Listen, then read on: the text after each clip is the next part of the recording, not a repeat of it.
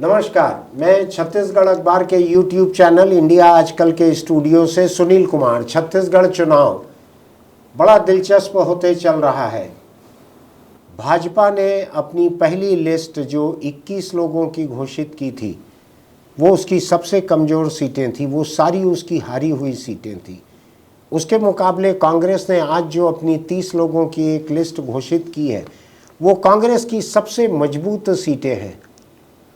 कम से कम कांग्रेस को ऐसा लगता है उसमें कांग्रेस के वजनदार नेता भरे हुए हैं और कांग्रेस ने पहला मतदान जो होना है, उस पहले मतदान की 19 सीटों को पूरा का पूरा घोषित कर दिया है अभी। इसके अलावा उसने अविभाजित राजनांदगांव जिला था जिसकी कुछ सीटें अभी पहले मतदान में आएंगी, उनको भी कांग्रेस ने घोषित कर दिया है। ये बड़े दिलचस्प, महत्वपूर्ण और वजनदार उम्मीदवार हैं कांग्रेस के। नवरात्रि का पहला दिन देवी का नाम लेते हुए कांग्रेस ने ये घोषित की है अपनी लिस्ट। हालांकि जिसको हिंदूवादी पार्टी पूरे दुनिया में कहा जाता है, उसने बिना परवाह किए पितृपक्ष में ही अपनी लिस्ट घोषित कर दी थी। देखते हैं क्या होता है, इसका कोई असर होता है कि नहीं। मेरे हिसाब से तो कोई असर नहीं होता है, देखेंगे वोटर क्या करते हैं। तो कांग्रेस के इन 30 नामों की लिस्ट जो कि आज सुबह आई है, उसको समझने के लिए और वहाँ पहले जो भाजपा के नाम आ चुके हैं उनको समझने के लिए, इन सीटों का इतिहास, इनका वर्तमान और संभावित भविष्य इनका, इसको समझने के लिए आज स्टूडियो में हमारे साथ छत्तीसगढ़ अखबार के प्रमुख संवाददाता और राजनीतिक विश्लेषक शशांक तिवारी मौजूद हैं। मुझको जब छत्तीसगढ़ की राजनीति बारीक स्तर पर समझनी रहती है, सीटों के स्तर पर, तो मैं शशांक से समझता हूं। शशांक, इस कार्यक्रम में पहली बार आप शामिल हो रहे हैं, आपका स्वागत है। नमस्कार। नमस्कार शशांक, ये लिस्ट आई है कांग्रेस की 30 लोगों की, आप भी सुबह से इसको देख रहे हैं जी। आपका क्या सोचना है इस लिस्ट के बारे में? अब इस पहली लिस्ट में तो सरकार के सारे मंत्री हैं, मुख्यमंत्री हैं और वजनदार नाम है। हाँ, तो इसमें प्रतिष्ठा दोनों की दांव में है। हाँ, भाजपा ने कोशिश की है, कुछ जगह बहुत मजबूत प्रत्याशी भी उतारे हैं। हाँ, तो ये मुकाबला काफ़ी दिलचस्प होने वाला है। हाँ। लेकिन भाजपा की जो पहली लिस्ट थी उसमें सारे हारी हुई सीटें थी, उनकी 21 सीटें, हाँ। जिसमें सभी हारी थी वो। जी, बिल्कुल। कुछ सीटें एक से ज़्यादा बार हारी हुई थी। कांग्रेस ने ये जो सीटें आज 30 घोषित की हैं, हाँ। ये कांग्रेस की तकरीबन तमाम सीट जीती हुई सीटें हैं। बिल्कुल। राजनांदगांव को छोड़ दें जहां से कि डॉक्टर रमन सिंह भाजपा के विधायक हैं, जी। तो सारी की सारी सीटें कांग्रेस की जीती हुई सीटें हैं। जी। ये इसमें कांग्रेस ने फेरबदल भी बहुत सारा किया है। हाँ, करीब 8 विधायकों की टिकट काटी है। हाँ, इसमें से 4 महिलाएं हैं। हाँ, और नए प्रत्याशी भी दिए हैं। हाँ, चुनाव के दृष्टिकोण से, परफॉर्मेंस को देखते, सर्वे रिपोर्ट को देखते हुए, फीडबैक जो आया है, हाँ, उनसे राय लेके, हाँ, तो कुल मिला के टिकट काफ़ी दिलचस्पपूर्ण रहा है। ऐसा आपको क्या लगता है कि ये 30 नाम जो आए हैं, जी, इनकी जीत की संभावना कुछ अधिक है क्या? मजबूत उम्मीदवार तो हैं। हाँ, सभी मजबूत उम्मीदवार हैं। हाँ, और भाजपा ने भी काफ़ी तैयारी की है। हाँ, तो ये कहा जाए कि मतपेटी तक इंतजार करना पड़ेगा। चुनाव मैनेजमेंट, चुनाव प्रबंधन किस तरह का इनका रहता है, हाँ, ये अब शुरुआत तो हो ही गई है। पहले चरण की नामांकन दाखिले की प्रक्रिया शुरू हो गई है। हाँ, नवरात्रि शुरू भी हो गई है, तो ये आप नामांकन भी दाखिल अब शुरू कर देंगे। हाँ, कांग्रेस प्रत्याशी। हाँ। एक आप कह रहे हैं कि सभी मजबूत लग रहे हैं, लेकिन मैं देख रहा हूं कि इसमें सरकार के एक मंत्री, नौजवान मंत्री हैं रुद्र गुरु, वो अनुसूचित जाति समुदाय से आते हैं। उनकी सीट बदली गई है। जी। ऐसी चर्चा थी कि जो जिस सीट से वो विधायक थे वहां उनकी जीत की संभावना बिल्कुल भी नहीं है, ऐसी चर्चा थी। तो क्या इसी वजह से बदली गई होगी सीट ये? जी, थोड़ी सी संभावना कम थी वहाँ। हाँ, और उनकी इच्छा से सीट बदली गई है। हाँ, नवागढ़। हाँ, अच्छा, वो भी सीट अभिवारा क्या है, मुख्यमंत्री की विधानसभा क्षेत्र पाटन से लगा हुआ है। हाँ, और ये भी धान वाला इलाका है, किसान वाला इलाका है। इसलिए अपेक्षाकृत रुद्र कुमार गुरु ने ये सोचा होगा, ये पार्टी ने ये सोचा होगा कि अपेक्षाकृत ज़्यादा सुरक्षित है जीत के लिहाज से। इसलिए उन्होंने नवागढ़ को चॉइस किया उनका। और रुद्र कुमार गुरु ये है कि सतनामी समाज के गुरु हैं, तो स्वाभाविक रूप से SC वोटर या सतनामी समाज के वोटर बड़ी संख्या में हैं और इसका फर्क तो पड़ेगा। अब ये जो नाम आज आए हैं, इनमें अगर एक एक नाम पे हम चर्चा करें 2-2 लाइन की, तो क्या लगता है आपको ये अंबिकापुर सीट जिससे भाजपा ने अभी घोषित नहीं किया है, क्यों नहीं किया है घोषित? देखिए, इसके ये है कि TS सिंहदेव के खिलाफ कोई मजबूत उम्मीदवार की तलाश हो रही है पार्टी के भीतर, जो उनको रोक के रखे, क्योंकि पिछले विधानसभा चुनाव में बस्तर सरगुजा संभाग की सभी 14 सीटें कांग्रेस के पास में हैं। हाँ। एक भी सीट भाजपा नहीं जीत पाई। लहर बन जाए, लहर मत बने, अंबिकापुर से ही शुरुआत होती है। हाँ। इसलिए उन्होंने ये सोचा होगा कि कोई मजबूत उम्मीदवार दिया जाए, तो संभवतः इसीलिए रोका है। मैंने अभी 2 दिन पहले यहीं कैमरे के सामने मजाक में ये कहा था कि भाजपा चाहती है कि TS सिंहदेव जीते और भूपेश बघेल के मुकाबले कांग्रेस पार्टी के भीतर खड़े रहे और अड़े रहे जी। तो इसलिए वो वहाँ पे बड़ी मेहनत से कमज़ोर उम्मीदवार ढूंढ रही है ताकि TS सिंहदेव के जीत की गारंटी हो जाए। हालांकि मैंने बात मजाक में कही थी, लेकिन ऐसा भी हो सकता है क्या? बिल्कुल हो सकता है, ऐसी चर्चा है राजनीतिक हलकों में। इस तरह की चर्चा है कि कुछ कमजोर उम्मीदवार दे सकते हैं, लेकिन ऐसा होगा इस तरह की संभावना भी एकदम नकारा नहीं जा सकता कि वैसा कोई करेंगे। लेकिन मुझे लग रहा है कि प्रत्याशी का इंतजार करना चाहिए किसे दे रहे हैं। ये TS सिंहदेव के आंकड़े मैं देख रहा हूँ, आप ही ने तैयार किए हैं जी, कि 2018 के चुनाव में करीब 40,000 वोटों से जीते थे वो। बिल्कुल, तो बड़ी जीत थी ये। बड़ी जीत थी ये जीत जो है, इसके पीछे और सरगुजा की सारी 14 सीटें कांग्रेस को मिली थी जी, जो शायद बिल्कुल ही अभूतपूर्व था। जी। ऐसा कभी नहीं हुआ था। तो ये इसके पीछे क्या ऐसी कोई भावना भी वहाँ के वोटर्स की थी कि महाराज इस बार शायद मुख्यमंत्री बनाए जा सकते हैं? जी बिल्कुल, ये धारणा थी, ये उधर प्रचारित भी था कि चुनाव के बाद, चुनाव जीतने के बाद महाराज मुख्यमंत्री बनेंगे। हाँ। तो इसलिए खुलकर वोटिंग की है। ऐसा? और न ही TS सिंहदेव बल्कि आसपास की सारी सीटों में अच्छे मार्जिन से उन लोगों ने कांग्रेस प्रत्याशी ने जीत हासिल की थी। यानी लीड अच्छी थी कांग्रेस की आसपास जी, और वोट भी ज्यादा डले थे। वोट भी ज्यादा डले थे। अच्छा, अब वो तो हो नहीं पाया, लेकिन इसी तरह की चर्चा एक और कैंडिडेट के बारे में हुई थी, अपन आगे उसकी बात करते हैं। इसमें तो थोड़ा सा और वो करूंगा कि पहली बार जब 2008 में चुनाव लड़े थे तो ले दे के चुनाव जीते थे। अच्छा। करीब करीब के 1100 के आसपास वोटों से जीत पाए थे। अच्छा। फिर जीत का आंकड़ा बढ़ता गया और फिर पिछले चुनाव में तो 2000 मतलब करीब करीब 40,000 वोटों से चुनाव जीते। तो ये तो छत्तीसगढ़ के सबसे संपन्न कैंडिडेट हैं किसी भी पार्टी के। जी। शायद 660 करोड़ या ऐसा कितना संपत्ति इनकी घोषित होती है। जी। इसके बाद कुल 1100 पे क्यों रुक गई थी लीड इनकी? इस समय क्या था कि उस समय 2008 में भाजपा के पक्ष में माहौल था। अच्छा। चावल योजना बहुत उफान पे थी। हाँ। तो उसके कारण उसका फर्क पड़ा और इसका कई सीटें हार गई थी। हाँ। बड़े नेता उस समय हार गए थे। हाँ। तो उसमें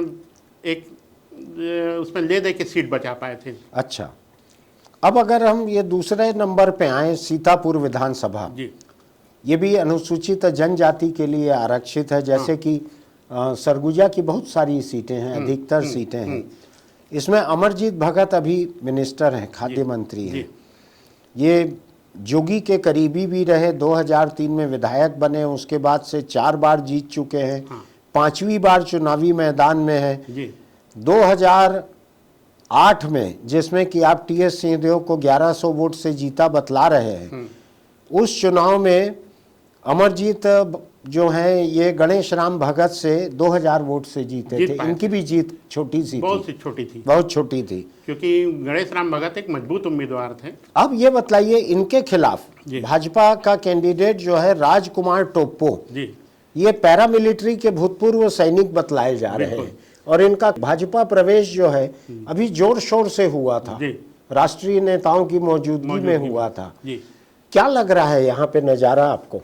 देखिए, इन्होंने ये पहली बार चुनाव लड़ रहे हैं, लेकिन ये पहचान युवाओं के बीच अच्छी पैठ बना चुके हैं। अच्छा। जब ये सेना में थे, मतलब अभी तो आए हैं नौकरी छोड़ के, हाँ। सेना के त्याग पत्र देके, वो गांव-गांव घूमते रहे हैं, लोगों को देशभक्ति के पाठ पढ़ाते रहे हैं, तो अच्छा। युवाओं के बीच अच्छी पैठ है। और ये जितने मौजूदा नाम थे हाँ। भाजपा के, हाँ। उसमें सबसे मजबूत रहे हैं। अच्छा। हाँ, यानी भाजपा जीते या हारे, उसने उम्मीदवार सबसे मजबूत खड़ा मजबूत रहे, किया है। मजबूत उम्मीदवार। अगली सीट पे अगर अपन चलें तो ये खरसिया, जी। ये शायद मंत्रियों के नाम पहले हैं मंत्रियों इसमें। के नाम पर हैं जी। खरसिया में उमेश पटेल, ये नंद कुमार पटेल जी के जी। बेटे हैं। हाँ। और ये 2013 में पहली बार विधायक बने। 2018 में इन्होंने आईएएस छोड़ के आए हुए ओपी चौधरी को हराया। दोनों एक ही समाज से आते थे। हाँ। अघरिया समाज के ही हैं ये दोनों। हाँ, खरसिया एक ऐसी सीट है जिसको भाजपा आज तक नहीं जीत पाई है। हाँ। ये नंद कुमार पटेल इनके पिताजी हाँ। 5 बार विधायक रहे, प्रदेश कांग्रेस के अध्यक्ष रहे। हाँ।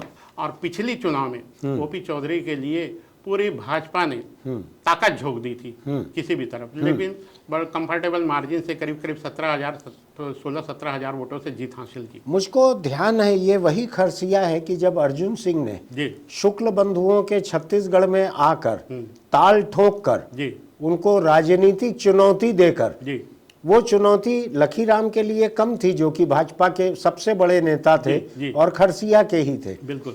वो चुनौती शुक्ल बंधुओं को थी जी कि मैं छत्तीसगढ़ आकर चुनाव लड़ रहा हूं, जी जो करते बने कर लो। ऐसे में वो चुनाव लड़े थे जी, बाई इलेक्शन, और मुख्यमंत्री थे वो। बिल्कुल। पूरी की पूरी सरकार चुनाव लड़ रही थी कांग्रेस के साथ वहां से, और कोई उनको हरा नहीं पाया। शुक्ल बंधुओं ने चाहे जितनी कोशिश की हो न की हो मैं नहीं जानता, लेकिन हरा नहीं पाए थे खरसिया से कांग्रेस को। नहीं, उस समय हुआ ये था, विद्याचरण जी कांग्रेस छोड़ चुके थे। हाँ। जन मोर्चा में आ गए हाँ। थे। श्यामाचरण जी पार्टी से बाहर थे। हाँ। पहले दिलीप सिंह जूदेव के पहले एक कोशिश है, मुझे याद आ रहा है कि उस समय श्यामाचरण जी को निर्दलीय लड़ने की बात हुई थी। अच्छा। लड़ाने की बात हुई थी खरसिया से अर्जुन सिंह के सामने। अर्जुन सिंह के सामने। हाँ। श्यामाचरण जी ने मना कर दिया था। हाँ। कि वो कांग्रेस में ही रहेंगे, मतलब कांग्रेस के खिलाफ नहीं लड़ेंगे, कांग्रेस के खिलाफ नहीं लड़ेंगे। हाँ। तो फिर दिलीप सिंह जूदेव जी को तैयार किया गया। हाँ। जूदेव जी मतलब जशपुर राजघराने के प्रमुख हैं। हाँ। लगी हुई सीट है और बहुत मामूली ले दे के चुनाव जीत पाए थे। हाँ, मैं दिलीप सिंह से मेरी पहली मुलाकात लखीराम अग्रवाल जी के घर पर ही हुई थी। मैं वहाँ पहुँचा था और उनको कहा कि दिलीप सिंह से मिलना है, तो उन्होंने खबर भिजवाई थी दिलीप सिंह को। जब ये आए उसके पहले मैंने इनकी फोटो भी नहीं देखी थी, तो जब कमरे में घुसे तो मुझको लगा कि दिलीप सिंह के बॉडीगार्ड हैं। वैसे ही फौजी अंदाज के कपड़े, मोटा ऊंचा ऐसा जूता चमड़े का, चौड़ी बेल्ट लगी हुई, ऐसा फ्लैप ऊपर, तो मुझको लगा कि ये दिलीप सिंह जूदेव के बॉडीगार्ड हैं। लेकिन जब आके वो लखीराम अग्रवाल के बगल से बैठे सोफा में, तब मुझको समझ में आया कि ये दिलीप सिंह जूदेव हैं। उसके पहले मैंने नहीं देखा था उनका फोटो। तो ये इस बार ओपी चौधरी को वहां से हटाया भाजपा ने कि हम क्यों बर्बाद करें इस सीट पे। भाजपा को शायद वो भविष्य का नेता एक दिखते हैं ओपी चौधरी, तो इसलिए उनको रायगढ़ लेके चले गए, जहां कांग्रेस का कोई बहुत बड़ा ताकतवर अभी उनको नहीं दिख रहा, और खरसिया में कांग्रेस को हराना नामुमकिन लग रहा है उनको। अब हम आते हैं कोरबा। कोरबा में जयसिंह अग्रवाल राजस्व मंत्री हैं और वो 5वीं बार मैदान में है, और उनकी पत्नी भी वहां मेयर रही है। बड़े दमखम वाले, बहुत ही ताकतवर नेता हैं ये, लड़ने से भी नहीं डरते। ऐसी चर्चा चलते रही कि इस पूरे 5 साल भूपेश बघेल मुख्यमंत्री से भी उनकी तनातनी किसी तरह की चलती थी, उसमें भी वो पीछे नहीं रहे। और इस बार क्या लगता है आपको, भाजपा ने लखनलाल देवांगन को बनाया है, मेयर रह चुके हैं ये भी, जयसिंह अग्रवाल जी की पत्नी भी मेयर रह चुकी है, तो क्या आसार दिख रहा है? भाजपा ने जो लखनलाल देवांगन को उम्मीदवार बनाया, वो कटघोरा से विधायक भी रहे। अच्छा। हाँ, फिर उसके बाद पिछला चुनाव हार गए थे। हाँ। तो इस बार कोरबा से दिए गए। अच्छा। तो लखनलाल देवांगन सीधे सरल सौम्य व्यक्ति हैं। हाँ। जनाधार तो है। हाँ। लेकिन जैसे कि अपनी एक इमेज है। हाँ। अपने एक पकड़ है। हाँ और वो विधानसभा उपचुनाव में इसको साबित भी किया है। हाँ मतलब गौरेला पर मरवाही उपचुनाव की जिम्मेदारी इन्हीं को ही दी गई थी। हाँ। अब कांग्रेस में रिकॉर्ड वोटों से जीती थी। हाँ अच्छा, तो वहाँ कमजोर नहीं है बीजेपी बीजेपी वहाँ कैंडिडेट। कमजोर नहीं है। एक चीज और है कि जो एसपी वहाँ पर थे उदय किरण जी अभी तक, जी जिनका एडिशनल एसपी रहते हुए जय सिंह से बहुत बुरा टकराव हुआ था, जी। और ऐसा माना जा रहा था जी कि जय सिंह को ही थोड़ा सबक सिखाने के लिए, उनके लिए परेशानी खड़ा करने के लिए जी उदय किरण को भेजा गया है वहाँ कोरबा एसपी बनाकर। जी काफ़ी वो जो राउडी राठौर कहते हैं या जैसा ये कहते हैं कोई बिल्कुल दबंग दबंग। दबंग इमेज है उदय किरण की। जी लेकिन चुनाव आयोग ने हटा दिया वहाँ से उदय किरण को। जी। ये भाजपा की शिकायतों पर, भाजपा नेताओं की शिकायतों पर हटाया गया है। उनके खिलाफ एक सीआईडी में भी प्रकरण दर्ज है। हाँ तो हटाया गया है, लेकिन भाजपा नेता इससे नाराज है, स्थानीय भाजपा नेता, हाँ।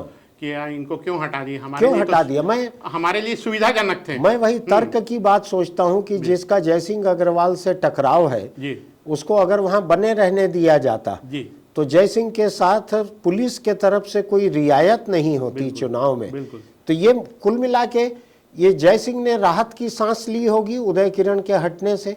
राहत की सांस तो ली है, लेकिन नए जो एसपी है जितेंद्र शुक्ला, हाँ। वो भी उसी मिजाज के हैं। अच्छा। थोड़ा कड़क हैं, वो कड़क हैं।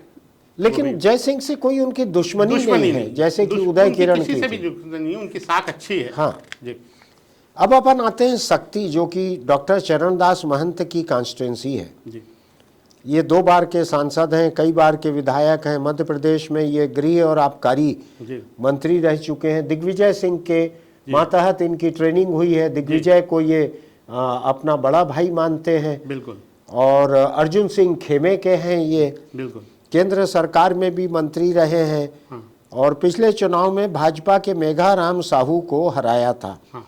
इस बार भाजपा ने फिर वहां से खिलावन साहू को टिकट दी है, जो कि पूर्व विधायक है, युवा हैं, लेकिन चरणदास महंत बड़ा नाम है प्रदेश में। हाँ। और उसके मुकाबले तो खिलावन नया है, ये मतलब युवा ही है, काफ़ी युवा है। हाँ। और सामाजिक समीकरण को देखते हुए बनाए गए, क्योंकि साहू समाज, राठौर समाज की काफ़ी आबादी है। हाँ। और जाति समीकरण प्रमुख है वहाँ। ये बताइए मुझको। हाँ।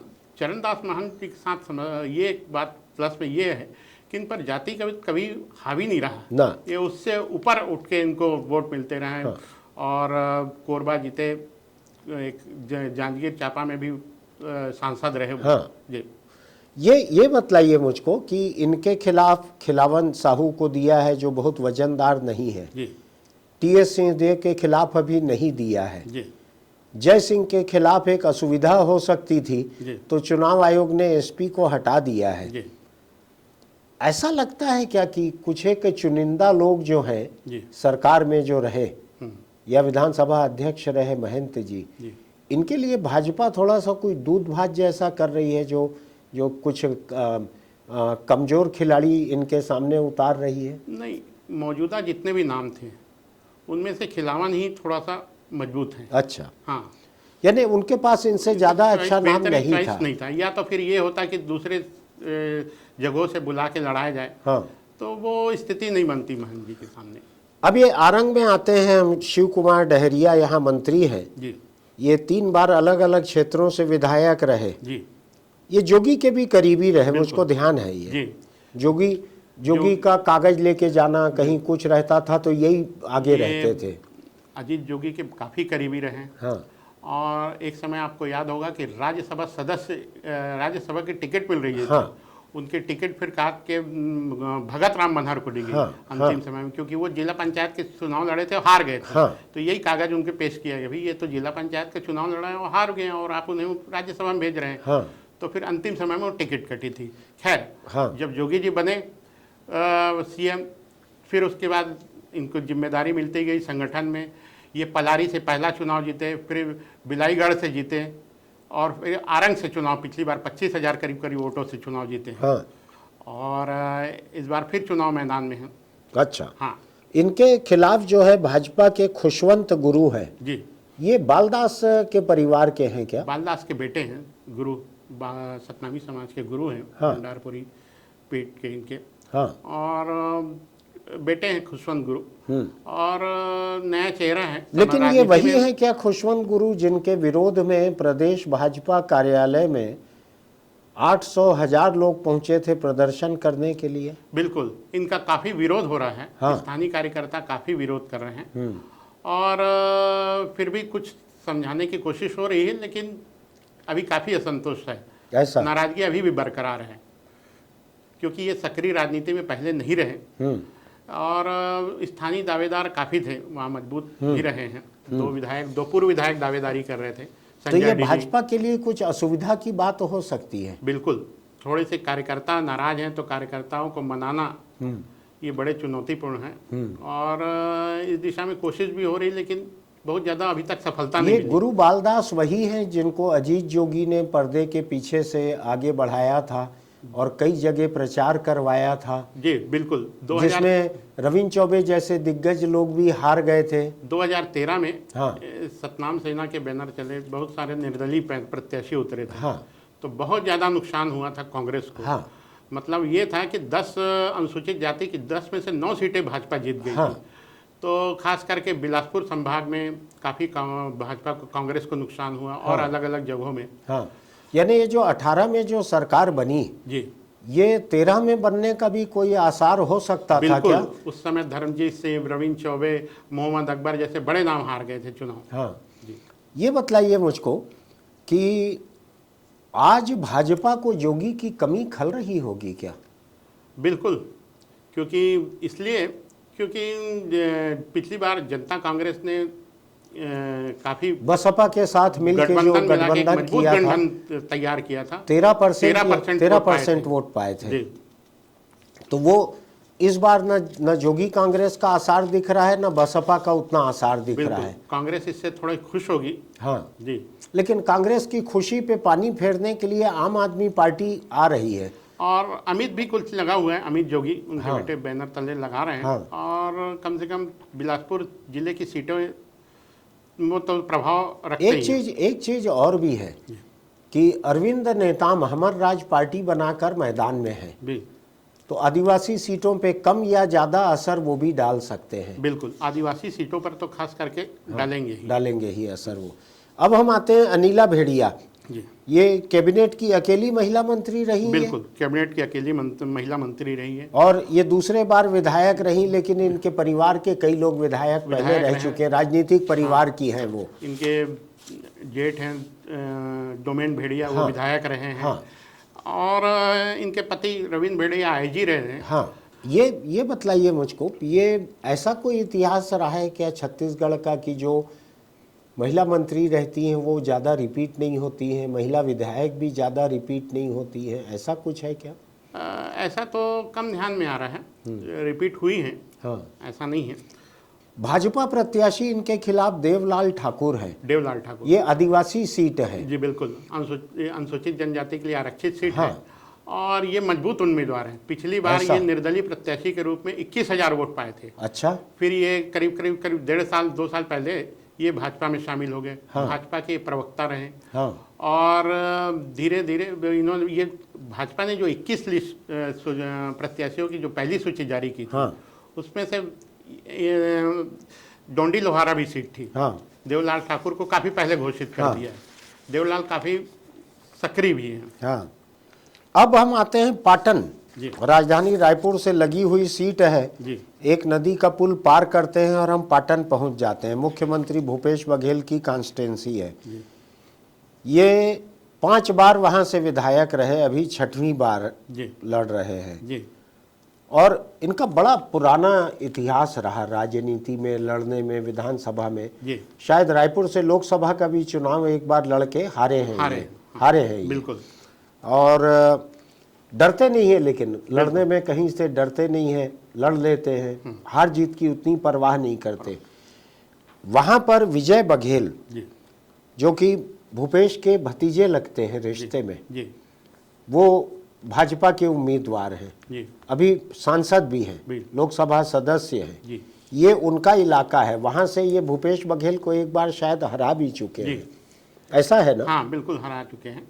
ये दोनों पहले कांग्रेस में थे, हाँ। चाचा भतीजा। हाँ और ये भूपेश जी सीएम जो हैं वो युवा कांग्रेस के अध्यक्ष रहे। हाँ पहली बार 93 में चुनाव लड़े, हाँ, चुनाव जीते। मोटरसाइकिल से घूमते थे बिल्कुल। उस समय ये और अभी ये तो अभी है कि युवक कांग्रेस का कोई अध्यक्ष बना तो पहले तो बड़ी सी गाड़ी आती है। बिल्कुल मुझको ध्यान है भूपेश बघेल मोटरसाइकिल पे घूमते थे उस समय, जी, बिल्कुल। और अपने बच्चों को लेके वो आते थे यहाँ डॉक्टर सामर अग्रवाल के यहाँ, तो मोटरसाइकिल पे बिठा के लाते थे पत्नी को और बच्चों को। जी, तो ये एक बार अब चूंकि विजय बघेल उनको हरा चुके हैं, हाँ सांसद भी हैं, और लोकसभा चुनाव में पाटन से उनको बढ़त भी मिली थी अच्छी खासी। हाँ तो भाजपा की रणनीति यह है कि सीएम को घेरा जाए, हाँ इसलिए उनको उतारा गया है। हाँ और मुकाबला आसान नहीं है हाँ सीएम मुख्यमंत्री के लिए। जी, कुछ अमित जोगी भी एक ऐसा इशारा कर रहे थे कि वो भी वहां से पाटन से लड़ सकते हैं। जी, बिल्कुल। वो अभी तक जितने भी चुनाव हुए हैं, हाँ एक दो मौके ही ऐसे आए हैं जब वहाँ पाटन का इतिहास देखें तो केजूराम वर्मा निर्दलीय विधायक रहे हैं, तो हाँ। थोड़ा बहुत स्पेस रहा है वहाँ हाँ। तीसरी पार्टी के लिए। हाँ तो उसके बाद में आप राज्य बनने के बाद के चुनाव देखें तो ये एक बार एनसीपी से चुनाव लड़े विजय बघेल। हाँ तो कुल मिला के एक संभावना वो देख रहे हैं, और अनुसूचित जाति के वोटर काफ़ी संख्या में हैं, हाँ तो इसलिए वो मेहनत कर रहे हैं। अब अभी प्रत्याशी उन्होंने खुद को डिक्लेयर नहीं किया है, हाँ, इसलिए अभी कुछ कहना कठिन है। मुझको याद पड़ रहा है कि विजय बघेल का पारिवारिक घर जो है, जहाँ उनके माता पिता रहते थे, भाई लोग रहते थे, जी, ये भी उसी कॉन्स्टिट्यूंसी में है। उर्ला नाम का गांव है दुग्ध महासंघ के प्लांट के पास, जी, वहीं पे पीछे इनका घर है विजय बघेल का। जी, मेरा पारिवारिक प्रसंगों में जाना हुआ है उस जी, घर में। जी, तो इनका परिवार जो है वो उस इलाके के लिए नया नहीं है, बिल्कुल। ये रहते भिलाई में है, लेकिन वहाँ इनका पारिवारिक घर है पाटन कॉन्स्टिट्यूंसी में। अब हम देखें एक और बड़े मंत्री ताम्रध्वज साहू, गृह मंत्री। बिल्कुल, साहू समाज के सबसे बड़े मंत्री हैं शायद ये। बिल्कुल। नेता तो बहुत सारे होंगे, मंत्रियों में ये सबसे बड़े हैं। जी, लोकसभा में ये छत्तीसगढ़ से अकेले कांग्रेस सांसद हो गए थे। बिल्कुल। 2014 की बात है शायद ये। जी, आपको एक जानकार वो होगा कि 2013 के विधानसभा चुनाव ये हारे थे। उसके बावजूद पार्टी ने इन पर भरोसा किया, लोकसभा का टिकट दिया, तो 11 में से अकेले सांसद ये बने थे। और शायद 40 के आसपास सांसद रहे होंगे लोकसभा में कांग्रेस के। तो उस समय ये सोनिया गांधी, राहुल गांधी, खड़गे, इन सब के साथ इनका रेगुलर उठना बैठना होता था। इसीलिए शायद ये ओबीसी के कांग्रेस के ओबीसी प्रकोष्ठ के राष्ट्रीय अध्यक्ष रहे जी, और सीडब्ल्यूसी के मेंबर रहे। अभी भी हैं। अभी भी हैं। हाँ। यानी उस समय भी रहे, ये 2014 के बाद से भी रहे ये। हाँ। और पिछला विधानसभा चुनाव जो 2018 का था जी, उसमें करीब करीब मुख्यमंत्री मनोनीत हो गए थे। उसके बाद फिर टीएस सिंहदेव और भूपेश बघेल ने मिलकर इनको पटकनी दी। ऐसे ही हुआ था ना। बिल्कुल बिल्कुल। इनके घर में ढोल बजने लगे थे, मिठाई बट गई थी, पटाखे फूट रहे थे, पार्टी भी एक जिम्मेदारी पूरी करके घर बैठ रही थी। और फिर टीएस सिंहदेव और भूपेश बघेल ने मिलकर इनका विरोध किया था ताम्रध्वज का। तो हुआ ये था कि मुख्यमंत्री प्रदेश अध्यक्ष थे भूपेश बघेल, और ये नेता प्रतिपक्ष थे। हाँ। दोनों की अगुवाई में चुनाव लड़ा। हाँ। और दोनों के बीच में चुनाव मुख्यमंत्री पद के चयन के दौरान स्वाभाविक तौर पर मतभेद थे। तो तीसरे कैंडिडेट के रूप में विवाद हल करने के लिए इनका नाम लाया गया था। अच्छा, इन दोनों के बीच टकराव ज्यादा था, बाबा और भूपेश के बीच में। जी। अच्छा, तो फिर लाया गया था। तो फिर बाद में ये लोग लाया गया था, लगभग मिठाई भी खिला दिए बाकी उन्होंने कि चलो वो हो गया। फिर अंत में ये लोग समझौता भी हो गया, 2.5 साल का भी 2.5 साल का फार्मूला हुआ। हालांकि कांग्रेस के भीतर नहीं, आपसी समझौता हुआ। तो फिर इनका वो ड्रॉप कर दिए हाईकमान ने, और फिर भूपेश बघेल जी ने सीएम बनते ही सबसे पहले तो उस कैलेंडर को हटा के फेंका। वो बाद में दिखा ही नहीं कहीं 2.5 साल के बाद में। ऐसा ही हुआ था ना कुछ। ये मुझको बतलाइए कि साहू समाज के वोटर्स ने पिछले विधानसभा चुनाव में कांग्रेस को छप्पर फाड़ वोट दिए थे ऐसी चर्चा थी। हालांकि वोटों की गिनती जाति के आधार पर नहीं होती, जी लेकिन जितने साहू उम्मीदवार जीते थे कांग्रेस के, जी साहू बहुल इलाकों में कांग्रेस जैसे जीती थी, जी तो ये चर्चा रहती थी कि साहू समाज ने ये मानकर वोट दिया था जी कि पहली बार एक साहू मुख्यमंत्री बनने की संभावना है। ऐसा था क्या? एकदम से ऐसा भी नहीं था। हाँ क्योंकि देखिए, साहू समाज में ज़्यादातर किसान है, हाँ। किसान समाज है। और उस समय गंगा जल की कसम खा के 2500 रुपये क्विंटल धान खरीदने का वादा किया और कर्ज माफी, तो उससे एक मैदानी इलाकों में उफान आ गया था। हाँ। कांग्रेस के पक्ष में माहौल उसमें बन गया साहू था। भी थे और उसमें साहू भी थे स्वाभाविक रूप से। और चूंकि अकेले सांसद थे, बड़ा चेहरा था, तो हाँ। सीएम बनने की एक संभावना थी। हाँ। रही है, बहुत सारे नेता थे उनमें हाँ। से, इनकी भी रही, लेकिन अकेले सिर्फ इसी वजह से उनको साहू समाज ने भाजपा को, कांग्रेस को साथ दिया, ऐसा भी नहीं था। लेकिन मुझको ऐसा क्यों याद पड़ रहा है कि भाजपा के बहुत से साहू उम्मीदवार हार गए थे जी, और कांग्रेस के तकरीबन सारे साहू उम्मीदवार जीत गए जीते। थे। ऐसा हुआ था ना? बिल्कुल, 14 प्रत्याशी उतारे थे, उसमें अकेली रंजना साहू ही जीत पाई थी, रंजना साहू धमतरी से 464 से 464 ट्रेंगुलर में। राम गोपाल ने वहां जो गुरमुख के खिलाफ खड़ा किया था, बिल्कुल, पवार को, आनंद पवार को, उनको 19,000 या कितने मिले थे और 464 से रंजना साहू जीती थी। लेकिन भाजपा ने रंजना साहू को फिर टिकट दे दिया है वहां धमतरी में। जी, रंजना सक्रिय है। हाँ। और पिछले 5 सालों में विधायक के रूप में काफ़ी मुखर रही है। अच्छा, तो इस वजह से अब अपन आते हैं साजा। जी, बड़ी दिलचस्प कॉन्स्टिट्यूंसी है ये। जी, रविंद्र चौबे यहाँ मंत्री हैं, जी, पंचायत और सिंचाई मंत्री। जी, कुछ समय पहले तक कृषि मंत्री भी थे, फिर विभाग इधर उधर हुए, तो ये शायद स्कूल शिक्षा वगैरह कुछ मिला है रविंद्र को। ये 85 से विधायक बनते आ रहे हैं। एक बार इनको जोगी जी की मेहरबानी से हार झेलनी पड़ी, बिल्कुल, गुरुबाल दास के प्रभाव से। बहुत सारे कारण थे उसमें। उस समय साजा में उनकी भी सभा हुई थी, बाबा रामदेव की। हाँ। और भी पूरी, क्योंकि जैसे ही खरसिया के लिए मेहनत हुई थी, उसी तरह की लेकिन साजा के लिए हुई थी। ये 7 बार के विधायक हैं। 7 बार के विधायक। मेरे ख्याल से 3-4 ही विधायक ऐसे हैं यहाँ जो 7 बार के होंगे। बिल्कुल, एक राम पुकार सिंह हैं जो 8 बार के हैं। 8 बार के हैं। बिल्कुल। सत्यनारायण शर्मा होंगे शायद 7 बार के। 7 बार के। रविंद्र हैं 7 बार के। ब्रिजमोहन। इनके सामने भाजपा ने उम्मीदवार बनाया है ईश्वर साहू को। जी। ईश्वर साहू का नाम जो है जी, ये 10 अप्रैल के पहले या शायद 8 अप्रैल के पहले जी, केवल ईश्वर जानता था, जी, या इनके घर के लोग जानते थे और कोई नहीं जानता था बिल्कुल, इनका नाम। बिल्कुल। ये इनका नाम वोटर लिस्ट में है या नहीं है इसको भी कोई नहीं जानते थे। लेकिन साजा के बीरनपुर गांव में सांप्रदायिक तनाव हुआ, ईश्वर साहू के बेटे की हत्या हुई, जिसमें जाहिर तौर पर मुस्लिम समाज पे आरोप है, उसका गिरफ्तारियां हुई है। वहां पर भाजपा, विश्व हिंदू परिषद, बजरंग दल, इन सब ने मिलकर बंद करवाया पूरे प्रदेश को। और प्रदेश बंद था। 2 दिन बाद 10 तारीख की रात को शायद 2 लाशें और मिली, वो मुस्लिम समाज की थी। बाप बेटे को मार दिया गया, जंगल में फेंक दिया गया।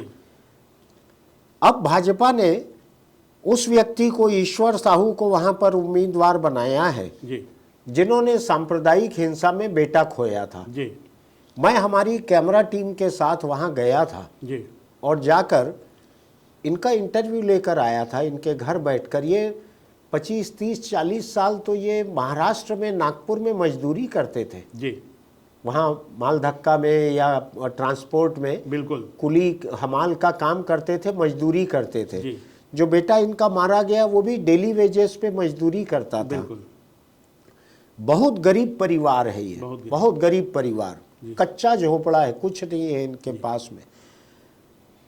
उसको भाजपा ने पहले दिन से साथ दिया। उनको हिंदुत्व की राजनीति में भी माकूल बैठता था।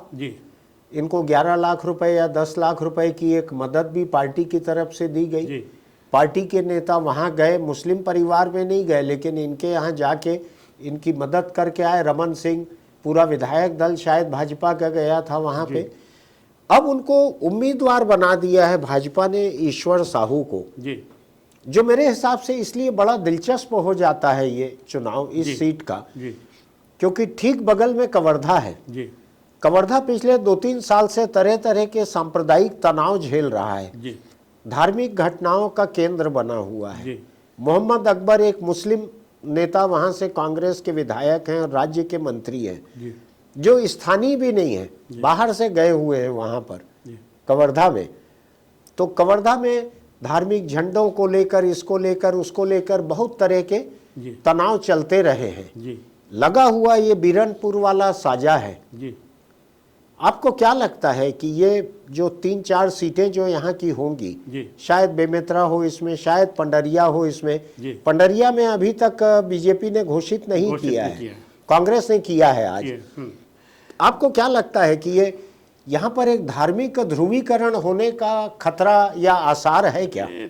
थोड़ा खतरा तो दिख रहा है। हाँ और चूंकि ईश्वर साहू ने बेटा खोया है, हाँ तो स्वाभाविक रूप से अच्छा साहू समाज की आबादी इन सीटों पर हाँ निर्णायक भूमिका में है। हाँ तो इसके पक्ष में सहानुभूति लहर बन जाए, ये कोशिश में हैं। हाँ। और आपको एक दिलचस्प बात बता रहा हूँ कि ये इन्होंने सरकारी सहायता अभी तक स्वीकार नहीं नहीं कि मना कर दी। मना कर दिया। अभी कैंडिडेट डिक्लेयर होने के 2 दिन पहले तक एक तहसीलदार जाके 10 लाख का चेक दिए तो उन्होंने लौटा दिए। हाँ लौटा दिए। तो सरकार से काफ़ी नाराज हैं। हाँ और लेकिन सरकार से नाराजगी शायद इसलिए भी होगी कि रविंद्र चौबे विधायक रहते हुए भी इनका बेटा मरने पे इनके घर नहीं गए, जी गांव नहीं गए बीरनपुर जी। ताम्रध्वज साहू इनके समाज के होने के बाद, हाँ। और लगी हुई कॉन्स्टिट्यूंसी है उनकी, बिल्कुल लगी हुई। बिल्कुल साहू समाज के नेता, गृह मंत्री, जिनका की प्रदेश में होने वाले ऐसे किसी तनाव की सीधी जिम्मेदारी भी बनती है, जी वो भी उनके घर नहीं गए। बिल्कुल।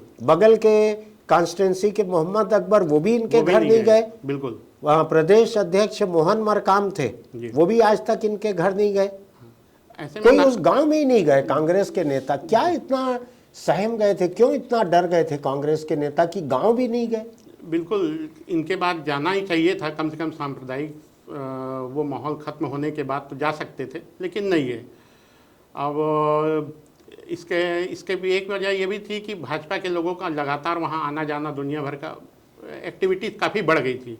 तो ये बढ़ती रही। ये लोग इलाके को छोड़ थोड़ी दिए, चुनाव तो लड़ रहे हैं। बिल्कुल। अब चुनाव लड़ रहे हैं तो क्या नहीं जाएंगे क्या वहाँ? बिल्कुल जाना पड़ेगा, वोट मांगने तो जाना ही पड़ेगा। तो वोट के पहले चले गए रहते। जी मैं हैरान हो रहा हूँ थोड़ा। रविंद्र चौबे हमारे दोस्त प्रदीप चौबे जी के छोटे भाई हैं, इसलिए भी मेरी एक स्वाभाविक निजी सहानुभूति उनके साथ है। लेकिन मेरी ज़्यादा निजी सहानुभूति उस गांव के 2 परिवारों के साथ है जिन्होंने गैर जरूरी सांप्रदायिक तनाव में अपने लोगों को खोया है। मेरी ज़्यादा हमदर्दी उन दोनों परिवारों के साथ है। देखते हैं क्या होता है। ये साजा और बेमेतरा और कवर्धा, पंडरिया और दुर्ग ग्रामीण, इतनी सीटें तो आसपास लगी हुई हैं। बिल्कुल बिल्कुल। इसमें तो लोग रिश्तेदारी में मोटरसाइकिलों पे, साइकिल पे भी चले जाते हैं। बिल्कुल। तो देखते हैं क्या होता है वहाँ पे। अब यह है कि हम आते हैं नवागढ़ विधानसभा, जो बड़ी दिलचस्प है। नवागढ़ विधानसभा में मौजूदा विधायक थे गुरुदयाल बंजारे जी। ये अनुसूचित जाति के विधायक हैं जी।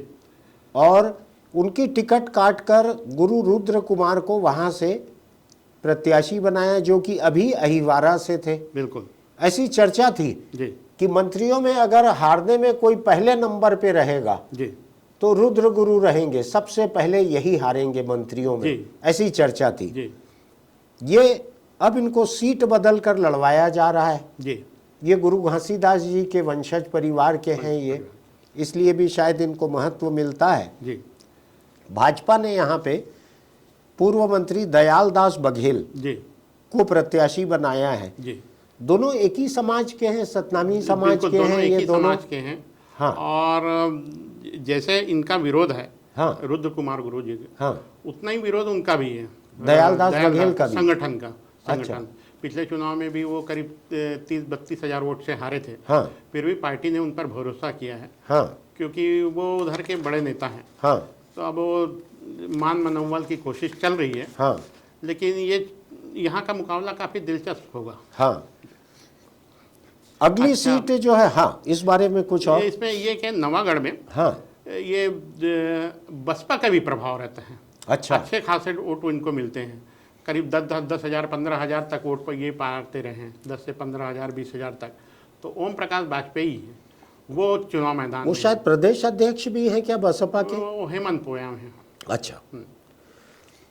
अब एक चीज मुझको ये बतलाइए कि 10,000 15,000 वोट अगर बसपा उम्मीदवार पाते हैं जी तो हालत तो हमारी ये है ना कि 4,000 5,000 के लीड वाली बहुत सारी जीत रहती है। जी अगर वहां पे कोई तीसरा उम्मीदवार 10-15,000 पा ले बिल्कुल तो ये पासा तो पलट सकता है। बिल्कुल।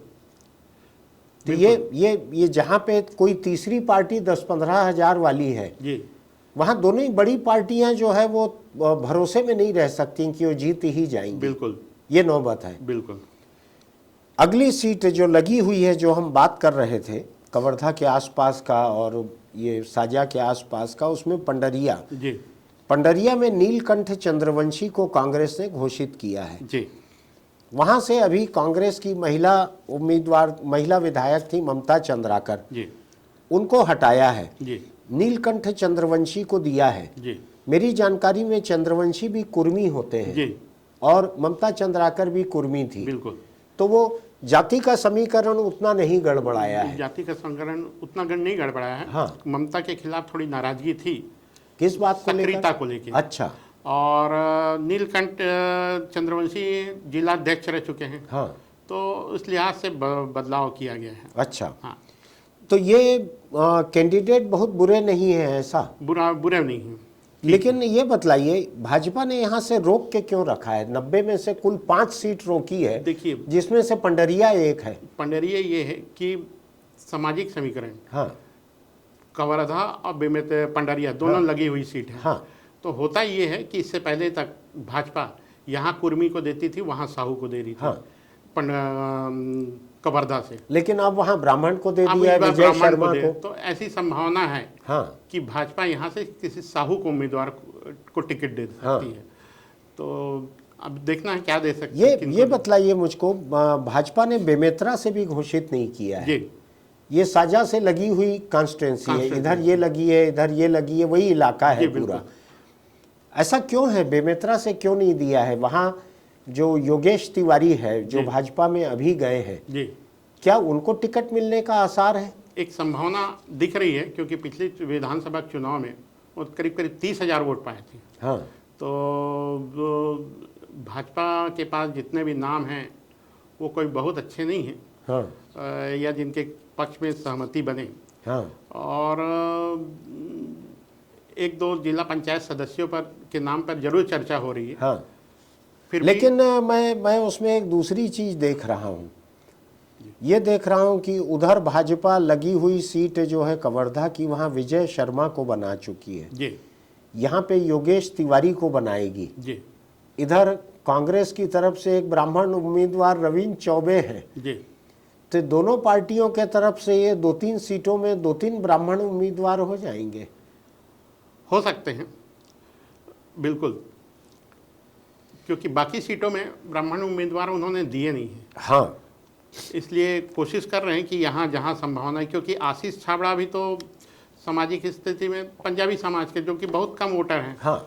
तो इस लिहाज से ये मोहम्मद अकबर कवर्धा से जीत के आए, वहाँ बहुत ही कम मुस्लिम वोटर हैं, बहुत कम, उंगलियों पे गिने जाने जितने होंगे।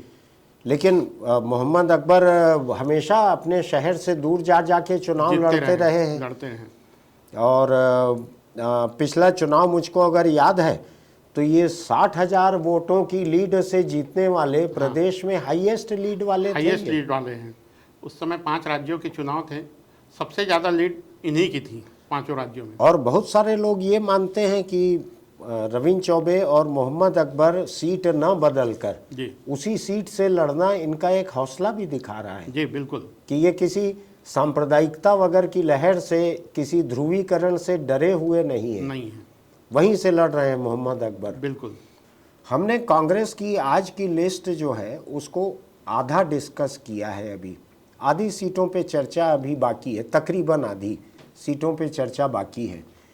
मैं गला खराब होने से लगातार बोल नहीं पा रहा हूँ। हम कुछ देर रुक कर अगले एपिसोड में बाकी चीज़ों पे चर्चा करते हैं। फिलहाल अभी जिन सीटों पे हमने बात की है इसके बारे में आप भी सोचिएगा। हो सकता है आप इन इलाकों के हो सकता है आपकी यहाँ के बारे में जानकारी ज़्यादा हो। आप अपनी राय भी टिप्पणी में लिखिएगा कि हम लोगों की बात सही थी कि केवल हवा हवाई थी, हमारी ज़मीनी कोई पकड़ नहीं है, ऐसा तो नहीं है। आप लिखिएगा टिप्पणी। अगर आपको हमारे वीडियो अच्छे लगते हैं तो आप सब्सक्राइब कीजिएगा, नोटिफिकेशन की बटन दबाइएगा, लाइक कीजिएगा और टिप्पणी लिखिएगा। और हाँ, एक छोटी सी आपसे सलाह आपको, अगर आप दोपहिया चलाते हैं तो हेलमेट लगा कर रखिए, उसका बेल्ट भी बांध कर रखिए। चौपहिए पर चलते हैं तो सीट बेल्ट लगा कर रखिए। किसी हादसे की नौबत में इन्हीं चीज़ों से आपकी जान बचती है। फिर मिलते हैं।